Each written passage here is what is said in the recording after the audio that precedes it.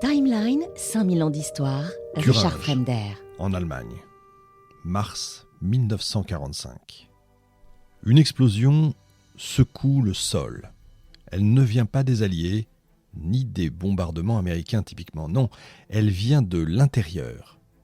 Au même moment, plusieurs centaines de prisonniers affectés à des travaux mystérieux ne répondent plus à l'appel. Le sol s'est ouvert. Le silence s'est abattu. Une poussière étrange flotte dans l'air. Le commandement SS se tait, mais des témoins parlent.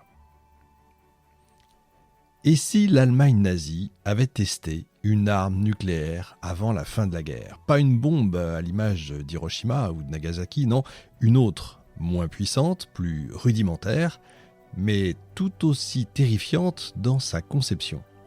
Pendant des décennies, l'histoire officielle a été claire. Les nazis n'ont jamais été en mesure de produire une bombe atomique. D'ailleurs, moi-même, dans les émissions sur l'histoire de la bombe française, et Hiroshima, etc., et le projet Manhattan, j'ai continué cette thèse, cette histoire officielle. Les meilleurs physiciens allemands, comme Werner Heisenberg, on le dit, auraient même freiné les recherches par éthique ou par incompétence. Un peu comme si la science, en démocratie, aurait triomphé de la science sous la dictature, si vous voulez.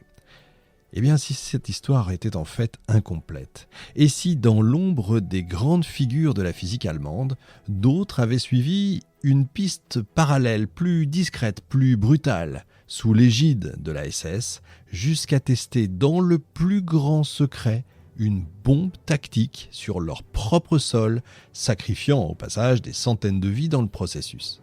Eh bien, c'est la thèse vertigineuse du livre de Rainer Karlsch, historien allemand, qui a enquêté pendant des années sur ce qu'on appelle aujourd'hui la bombe d'Hitler. Documents soviétiques déclassifiés, témoignages inédits, analyses de sol, brevets oubliés, tout semble converger vers une même question, dérangeante, une question presque taboue. L'Allemagne nazie est-elle allée plus loin qu'on ne l'a cru dans la course à l'arme atomique ? Dans cette émission, nous allons remonter le fil de cette histoire effacée. 6 étapes, 6 plongées dans un pan oublié ou occulté de la Seconde Guerre mondiale. Et au bout de cette heure, une promesse, vous ne verrez plus jamais le nucléaire allemand du Troisième Reich comme avant. Quand on évoque l'arme atomique et le Troisième Reich, un nom surgit, Werner Heisenberg, dont je parlais tout à l'heure. Physicien de génie, prix Nobel de physique en 1932 et surtout une conscience troublée. À l'été 1945, interné avec ses collègues à Farm Hall dans une élégante demeure anglaise, il apprend par la radio la destruction d'Hiroshima. Et il tombe des nues. Il ne croyait pas ça possible. Certains y ont vu la preuve qu'il avait délibérément saboté le projet allemand, qu'il avait ralenti la course à la bombe. Une forme de, comme je disais tout à l'heure, de résistance intellectuelle, un soulagement moral, une belle histoire en somme. Sauf qu'elle est fausse. Ou plutôt, elle ne dit pas tout. Vous savez, j'en ai parlé avec certains historiens que j'ai pu recevoir dans certaines interviews, notamment Éric Branca. Vous avez entendu parler de cette histoire. Et oui, en marge du célèbre Uranverein, ce club uranium, constitué dès 1939, une nébuleuse de projets en fait a vu le jour dans le Reich. Des projets disséminés, cloisonnés, concurrents, parfois hostiles entre eux, et surtout moins visibles, moins théoriques, plus bruts. C'est marrant parce que c'est un peu le système, vous savez, alors toute proportion gardée évidemment, et pardon pour le parallèle, mais Apple par exemple, la société Apple a ce genre de système, c'est-à-dire parfois pour un projet, en tout cas c'était le cas sous Steve Jobs, pour un projet, ils en lançaient plusieurs en même temps dans la même boîte évidemment, mais ils ne se connaissaient pas, ils ne travaillaient pas côte à côte, ils étaient dans des endroits séparés, et puis c'est le premier arrivé qui avait finalement gagné et qui l'emportait. Beaucoup de startups, de grosses startups fonctionnent comme ça, notamment par ce qu'on appelle des silos. Eh bien, c'est l'un des premiers apports majeurs du livre de Rainer Karlsch, donc Hitler's Bomb en anglais, faire apparaître ces autres laboratoires, ces autres équipes, ces autres ambitions.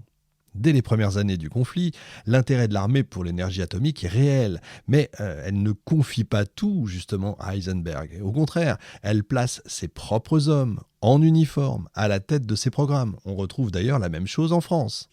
Prenons Kurt Dibner par exemple. Petit homme sec, pas très charismatique, mais redoutablement efficace.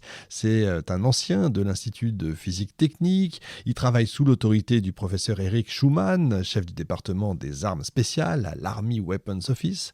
Ensemble, ils créent un centre de recherche à Gotha, à l'est de Berlin.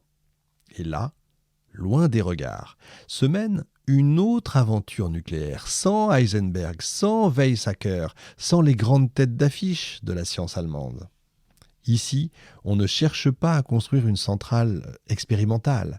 On teste, si vous voulez, des charges explosives, on expérimente la fusion de noyaux légers, on envisage des bombes de petite taille potentiellement utilisables dans le cadre d'un repli tactique désespéré, retenez ça. Et puis, il y a les industriels, des entreprises comme Degussa, AEG ou la société Auer-Gesellschaft, pour la prononciation, qui produit des quantités importantes d'uranium pour des usages encore flous. Eh bien, ces boîtes livrent à la Wehrmacht un métal spécial dont, je mets des guillemets si vous voulez, dont les employés ne découvrent que plus tard qu'il s'agit d'uranium. Tout est cloisonné. Chacun sait un petit bout, si vous voulez, mais personne ne connaît l'ensemble. Plus surprenant encore, d'autres ministères s'en mêlent. Le ministère des Postes, par exemple, et oui, des Postes, ça paraît incroyable, développe une unité de recherche sur la séparation isotopique. La Luftwaffe, de son côté, parraine discrètement certains travaux. Et dans l'ombre, la SS, qui n'a vraiment rien de scientifique, commence, elle, à s'intéresser de très près à ce qui pourrait devenir une arme de revanche.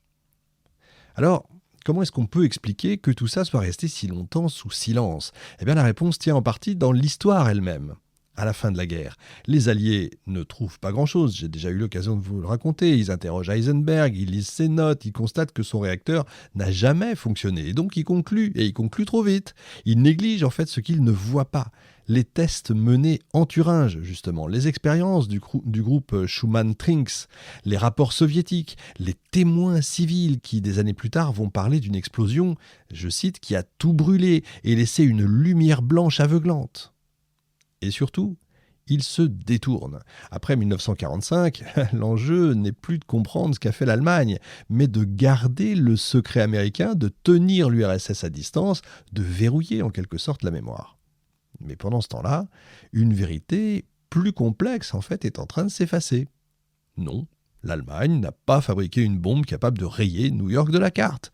Mais oui, certains de ces laboratoires ont développé des prototypes, conçu des tests et produit peut-être une arme atomique tactique dont les traces ont été délibérément enfouies. Cette partie de l'histoire, vous la trouverez dans aucun manuel scolaire. Elle n'a pas de photos, elle n'a pas de champignons atomiques, elle repose sur des brevets, mais des brevets oubliés, des rapports militaires, des analyses de sol, et quelques voix quand même qui refusent de se taire. Timeline, 5000 ans d'histoire, Richard Fremder.